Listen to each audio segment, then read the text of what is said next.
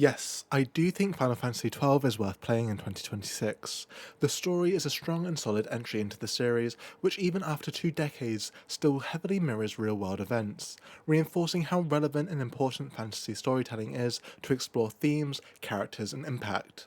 While I do feel there are some janky elements to both the story and game, it definitely is worth playing and experiencing for yourself. So with that, let's get to Judgment Time, and please be warned, this includes some spoilers. My judging criteria is mainly on story themes and characters, so I'll be more focused on those than gameplay.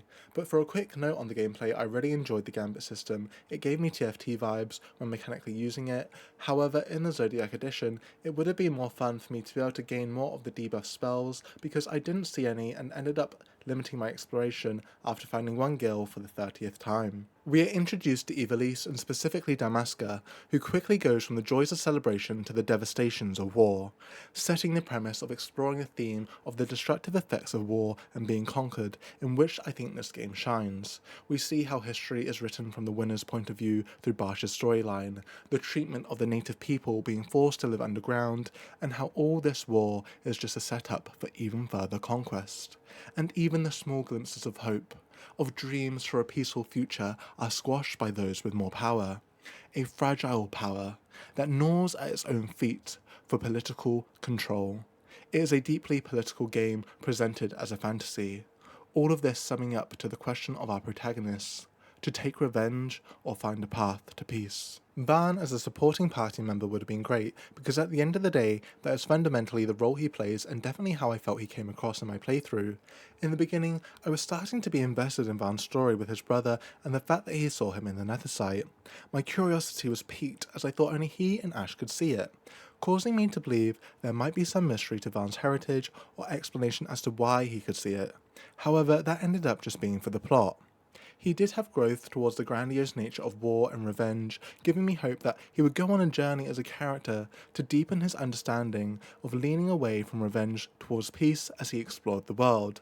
However, that storyline didn't really develop any further, and he's just a kid on a trip discovering the world while trying to stop a war and regain the freedom of his homeland. Apart from searching for Penelo when she got kidnapped, she could have not been in the story, and I don't feel like it would have had an impact.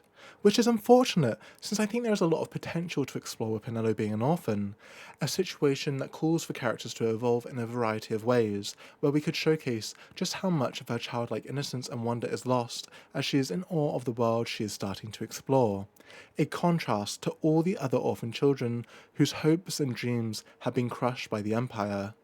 Overall, I think Penelo's character is just a ton of missed opportunities for different themes and arcs to explore, especially for having to grow up too fast. Fran was a character I enjoyed. Her arc was short, and I would have loved a little more development with it.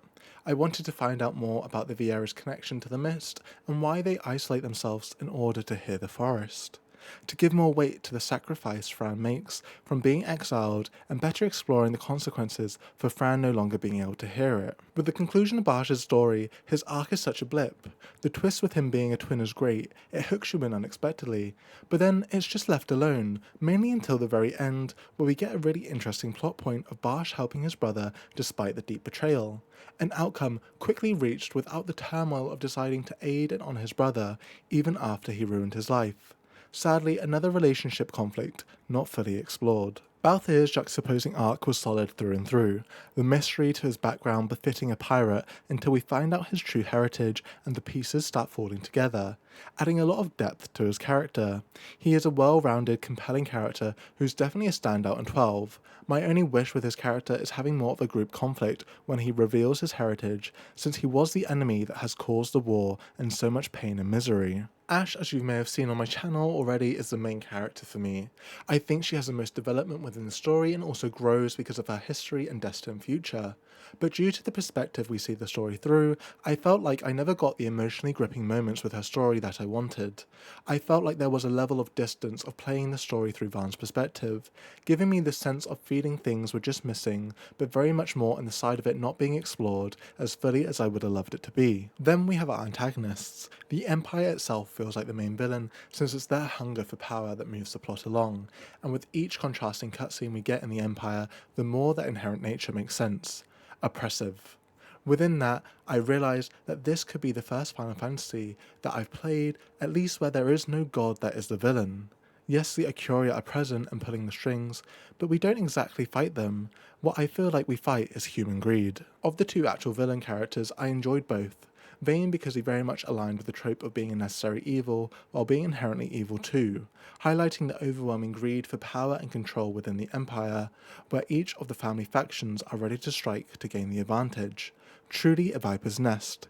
It just happens that Vayne became the fittest and worst viper that eliminated his enemies to survive. My favourite moment with him as a villain is the killing of his father, because it was set up so well with the Emperor's sickness that I assume he and Vayne concocted the plan to frame his death on the Senate, which really solidified the nuance of the game of politics that is often played. Cid and Vinar definitely piqued my curiosity, as I felt given another timeline and without the atrocities committed by the Empire, Cid might have been the protagonist in Final Fantasy XII, to do away with the gods and let man decide his own future. Cid does appear mad, talking to nothing until you see Vinar and learn of the Ikuria, but I know he took a path of evil, with the knowledge he gained instead of a path to salvation. Overall, I'm happy that my story playthrough of 12 is over, but I'm very happy that I played it. Like I said at the beginning, it's such a great showcase of the importance of fantasy storytelling to explore and mirror real-world events. To the final judgment, I will give it 7 gambits out of gambits. Have you played FF12 yet? What did you think? Or maybe, has this video intrigued you to give it a try?